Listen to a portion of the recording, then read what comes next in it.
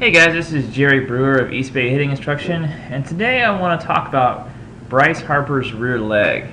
And if you've been on my website, I have an article about rear leg function. I think it's very, very important. It's a very strong power source in the swing. And what brings me to Harper is a lot of the instruction or lack of instruction on the rear leg is really misfocused and teaching improper things. You see a lot of guys teach having a board underneath the rear foot or some type of prop to keep this leg and everything going this way and really kind of preventing motion towards the catcher with the rear leg. But we're going to watch Harper today because Harper does something that every elite hitter does. Is his movements are very big and very easy to see. So Harper's a great example to look at this thing. And what I've done up here in the corner is I've blown up his rear foot. So we're going to see how his rear foot reacts. Now, keep in mind the rear foot is not driving the movement. The rear foot is kind of like the tires. The engine is the rear leg, and the tires are going to spin. So it's kind of the same idea. The action isn't down here at the rear foot. The action is up here in the big, strong muscles of the leg. So what we're going to do is kind of punch through this swing. He's getting into his rear leg here. And he's going to move out.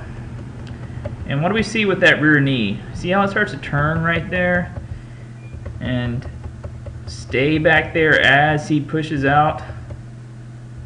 So if he had a block right here, preventing movement going this way, he wouldn't be able to do this movement. And watch this up here. We can see that cleat right there. And then as he strides out, looks like he's got a lot of weight on the outside of that foot. So again, if he had a board right here or something prop pushing them this way, this type of stride wouldn't work. He's doing a different movement pattern than is typically taught. See how this foot is very, very flat? And then watch as he strides out. His shoe actually rocks back a little bit. He's pressing very, very hard on the outside of his foot. And basically doing, in biomechanical terms, he's doing an external rotation of his femur. And he's pushing his hips and his body towards the pitcher right here. Very, very strong. Well, why is that important? Well, by doing this movement, he sets up this rear leg back. Imagine if we just push forward at toe touch here, this leg isn't going to be nearly as back, and we're not going to have as much power available to us. From at this position, he is so strong. He has so much energy available in this rear leg to drive through. If he was just, centered, or however you want to say it, at neutral with both knees in, he just wouldn't have near as much power available for him. So he's really set up his body to really generate a lot of power. And as we see in this top foot here, he's on the outside of his foot, but then as he comes forward, he presses that foot down, and look how much energy and weight he puts on the inside of his foot. He isn't just turning his foot here. You hear a lot of guys say, you have to get up on your back toe, and you see a lot of just spinning here. That's really not what Harper is doing here. He is pressing hard on the inside of his foot and staying in contact with the ground as long as possible. That's really how he generates power. If your foot isn't on the ground, it can't generate any power. So he's turning, pressing still very, very hard right here, getting every last bit of that rear leg push off until finally his rear toe just has nothing left and comes up off the ground. Very, very strong movement.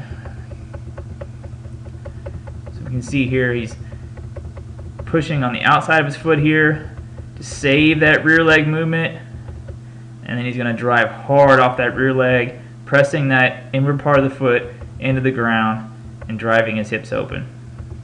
Very, very strong movement. Just a couple times.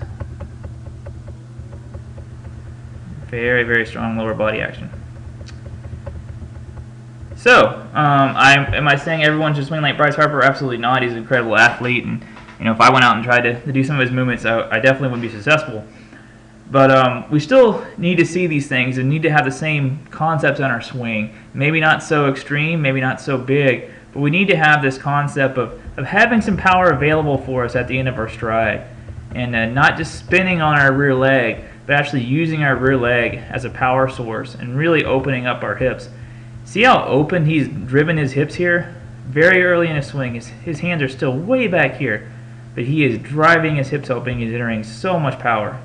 If we just spin on our toe back here, if we're already getting up on our toe, to get that nice looking finish, we've wasted a lot of available power in this rear leg. At this point, he can still drive a lot off this rear leg right here and get a lot of power. Okay, so that's Bryce Harper's rear leg in a nutshell.